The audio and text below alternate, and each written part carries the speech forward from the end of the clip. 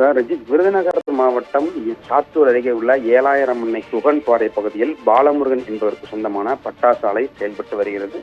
நாக்பூர் உரிமம் கொண்ட இந்த பட்டாசு ஆலையில் 20க்கும் மேற்பட்ட அறைகள் என்பது செயல்பட்டு வருகிறது. இன்று 50க்கும் மேற்பட்ட தொழிலாளர்கள் தங்களது பணிகளை வழக்கம் போல் தொழில் ஈடுபட முயன்ற போது மருந்து கலக்கும் போது ரசாயன கலவில் ஏற்பட்ட உராய்வு காரணமாக வெடிவிபத்து ஏற்பட்டு குருமூர்த்தி என்ற தொழிலாளி படுகாயங்களுடன் சிகிச்சைக்காக சிவகாசி அரசு மருத்துவமனைக்கு அனுப்பிக்கப்பட்டுள்ளார்.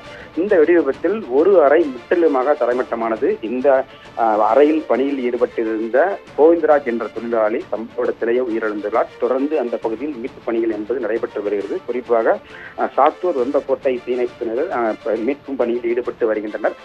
தொடர்ந்து அந்த பகுதியில் காவல்துறை மற்றும் வருவாய்த்துறையினர் குவிக்கப்பட்டுள்ளனர். தொடர்ந்து அந்த பகுதி வெடி விபத்துகள் அதிகமாக வெடித்துக் கொண்டிருப்பதன் காரணமாக மீட்பு பணியில் சற்று தொய்வு என்பது ஏற்பட்டுள்ளது. கூடுதலாக யாரும் இடிபாடுகள் சிக்கியுள்ளனர் என்பது குறித்து முழுமையான பணிகள் நிறைவடைந்த பின்னரே தெரியும் என காவல்துறை தரப்பில் தெரிவிக்கப்பட்டுள்ளது. இருந்த போதிலும் அந்த பகுதியில் மாவட்ட காவல் கண்காணிப்பாளர் கண்ணன் அவர்கள் விரைந்துள்ளதாக காவல்துறை தரப்பில் தெரிவிக்கப்பட்டுள்ளது.